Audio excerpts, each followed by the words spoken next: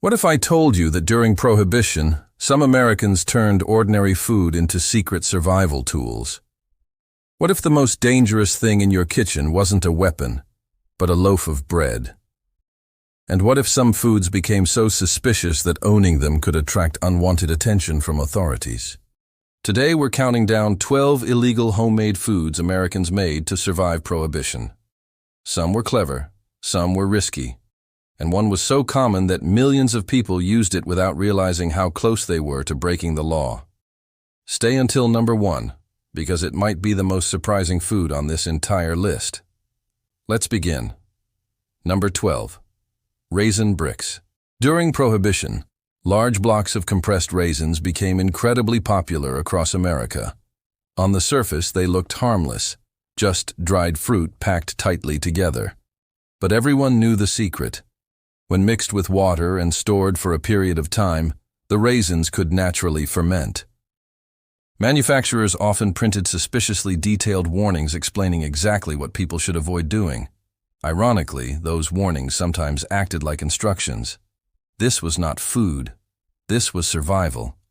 For many families, these raisin bricks offered a way to create something forbidden while appearing completely innocent. And that was enough. Number 11. Homemade malt syrup. Malt syrup was originally sold for baking and cooking. But during Prohibition, demand exploded for a different reason. People discovered that malt syrup could be used as a key ingredient in homemade alcohol production. Stores sold enormous quantities of it. Officially, it was for food. Unofficially, everyone understood why sales were soaring. The syrup sat quietly on kitchen shelves across the nation, hiding a secret purpose behind an ordinary label. This was not cooking. This was strategy. Number 10. Fermented fruit preserves. Families had preserved fruit for generations. But during Prohibition, some households began experimenting with preservation methods that produced unexpected results. Fruit stored under certain conditions could begin fermenting naturally. What started as a simple method of preventing waste sometimes became something far more controversial. People learned quickly that nature didn't care about government regulations. Yeast, sugar, and time could create surprising outcomes, and hungry families were willing to take chances. Number 9. Medicinal tonics. Across America, homemade tonics became extremely common. These mixtures often combined herbs, fruits, roots, and various household ingredients. Many were advertised as health remedies. Some genuinely were. Others existed in a legal gray area. The line between medicine and something else became increasingly blurry. People wanted relief, people wanted comfort, and many found creative ways to get both. Number 8. Hard cider apples. Not all apples were created equal. Certain varieties were prized because they produced stronger cider. Farmers quietly protected these apple trees throughout Prohibition. The fruit itself was completely legal. What happened afterward was another story. Entire communities passed down knowledge about which apples worked best. The trees became living reminders of traditions that laws could not easily erase. This was not just agriculture. This was resistance. Number 7. Homemade root ferments. Long before modern soft drinks, Americans created fermented beverages using roots, herbs, and spices. During Prohibition, some of these traditional drinks gained renewed attention. Most remained mild and harmless. Others crossed legal boundaries depending on how they were prepared. The difference often came down to patience. A few extra days could completely change the final result. And in uncertain times, people experimented more than ever. Number 6. Homemade grape concentrates. As restrictions tightened, grape concentrate products appeared across the country. Officially, they were intended for cooking, desserts, and beverages. Unofficially, many buyers had different plans. Companies often included oddly specific warnings. Do not store this mixture in a cool place for several weeks. Do not place it in a sealed container. The warnings became famous because they described exactly what people wanted to do. Consumers laughed, authorities worried. Sales continued to grow. This was not food, this was a loophole. Number 5. Fermented honey mixtures. Honey had always been valuable. It lasted a long time, provided energy, and could be stored easily. During Prohibition, some households rediscovered ancient fermentation techniques using honey. The ingredients were simple. The process was old, but the results could become legally questionable.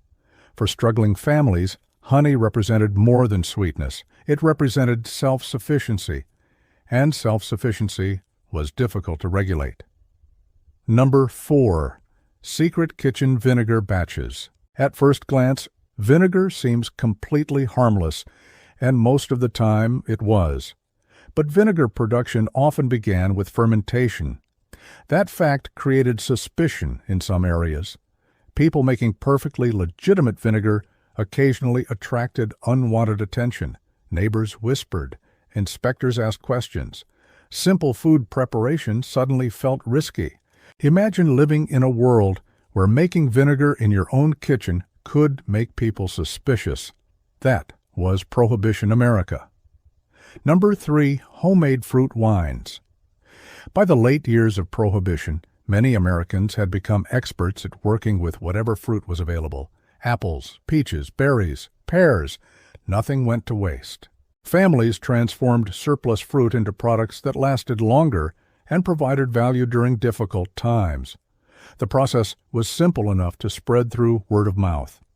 Recipes traveled quietly between friends and relatives. Knowledge became currency. And sometimes that knowledge was more valuable than money. This was not cooking. This was survival. This is where things change. Most people imagine Prohibition as police raids and hidden bars. But the real story was often much smaller.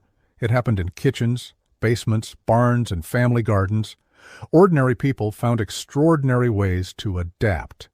And the final 2 entries reveal just how creative they became. Number 2. Homemade near-beer foods. Manufacturers rushed to create products that resembled familiar drinks without officially crossing legal lines. Some households went even further. They experimented with recipes designed to imitate tastes and traditions that had suddenly disappeared. These foods and beverages became symbols of normal life. People weren't just trying to replace a product. They were trying to preserve memories. Family gatherings, celebrations, community traditions. Sometimes the emotional value mattered more than the food itself. This was not food. This was comfort. The most surprising entry is next. Number 1. Homemade communion bread and religious preparations. The most surprising food connected to Prohibition wasn't hidden in a basement. It wasn't buried in a backyard. And it wasn't sold through secret networks. It was connected to religion. During Prohibition, certain religious exceptions existed under the law. These exceptions created intense debate across America. Some people viewed them as necessary protections for religious freedom. Others believed they created opportunities for abuse. As a result, religious foods and preparations sometimes found themselves at the center of national attention. Something as ordinary as bread, grapes, or ceremonial ingredients could suddenly become part of a much larger conversation. The issue was what it represented: faith, tradition, law, and survival. In many ways, this final entry captures the entire story of Prohibition. When governments attempted to regulate behavior, ordinary people adapted. Some followed the rules, some found loopholes, and some created entirely new traditions.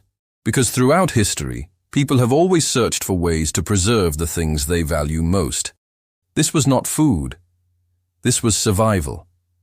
Ending. Looking back, Prohibition wasn't just a battle over alcohol. It was a battle over culture, over family traditions, over everyday life. The foods and homemade preparations we've explored today show how creative people become when faced with restrictions. Some of these ideas seem clever. Some seem risky, and some are almost impossible to imagine happening today. But every item on this list tells the same story. People adapt, people survive, and people rarely stop finding new ways forward. So here's your question. Which of these Prohibition-era foods shocked you the most? Was it the raisin bricks, the grape concentrates, or the surprising story behind religious preparations? Let us know in the comments below. If you enjoyed this journey into forgotten American history, don't forget to like the video, subscribe to the channel, and turn on notifications for more hidden stories, survival foods, and forgotten chapters of the past. Until next time, remember, history isn't only found in books. Sometimes it's hidden in the kitchen. Please like and subscribe for more survival stories.